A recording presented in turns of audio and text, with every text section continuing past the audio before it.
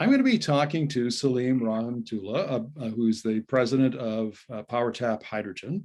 His company has developed a way to extract lost hydrogen from natural gas pipelines. And this is something I've not heard of before. I'm very interested to find out how it works. So welcome to the interview, Salim. Thank you for having me. Really appreciate being with you, Markham. Well, why don't we start with just an overview? I mean, I didn't know there was hydrogen in natural gas pipelines, and how do you extract it? So it's extracted with technology that our partner has come up with, the Advanced Electrolyzer System, a fellow by the name of Pinakin Patel. And he's figured out a way to extract hydrogen, which is part and parcel of the system in and of itself.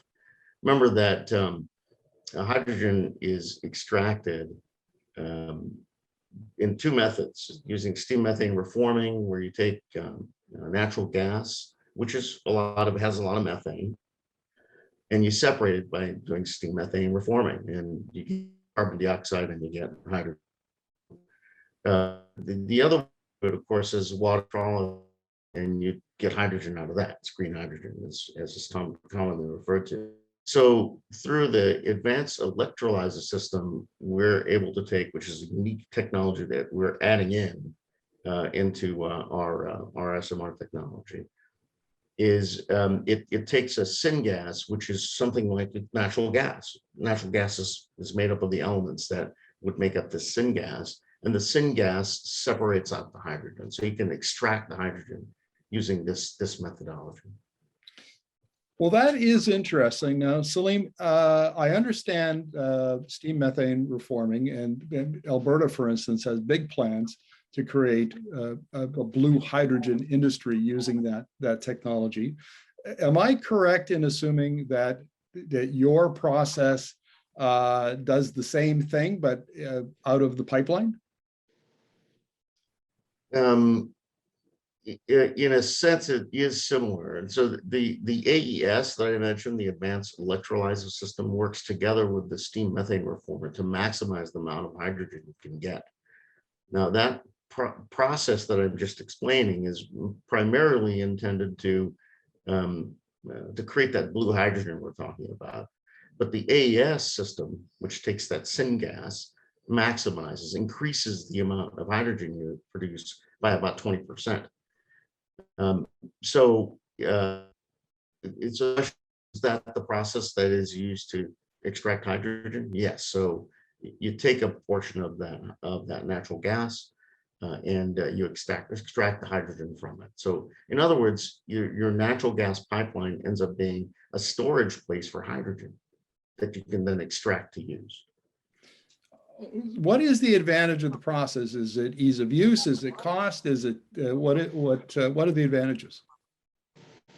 I can see the most important advantage being that you have a place to have a reserve of energy, which is one of the more important things, especially when you have a situation where you have to curtail, where you can't produce the wind and solar type energy, for example. Curtailment, I'm kind of explaining that process.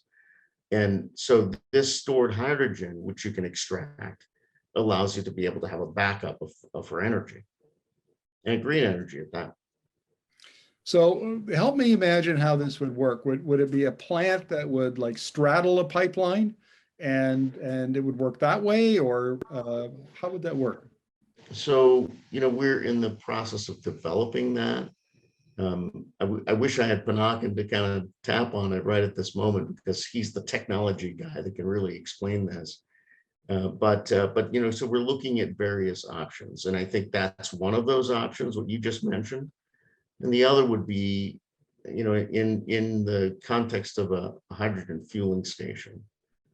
So you have a hydrogen fueling station, and some portion of the natural gas that you extract or use in order to produce the hydrogen is sort of used in the same way. It's processed in the same way. And it would be stored in the pipeline. It wouldn't be stored on, say, tanks, external tanks, or. The intent is to hold it in those pipelines and pull it out as necessary. Well, I would imagine there must be a fair amount of interest in this from natural gas producers, from maybe natural gas utilities who are, already thinking about putting hydrogen into their distribution systems. Absolutely. Hydrogen blending has been something that's been talked about for quite some time. And it's a matter of, the industry being enabled through government policy and so on and so forth to see that happen, see that come through. Now you're located in California, and there's a big push on to use the surplus solar there to create hydrogen, and maybe use that then to generate electricity. What kind of interest are you getting from local utilities, from the California government? This is something that we've just recently announced, which is what you picked up. And we haven't really explored it. That's something that we're spending some time thinking about and talking about. The environment in California is definitely shifting towards that discussion point. And so we're definitely looking closely at that possibility. We haven't really explored it with the utility companies yet. What is the next step for PowerTap, Salim? So PowerTap's focus right now is really to put hydrogen fueling stations in place in California, because that's the place where that low carbon fuel standard exists, and makes it very, very much easier to put stations in place in California than any other place in the world, frankly. It's that solving that chicken and egg problem that we talk about with the hydrogen industry.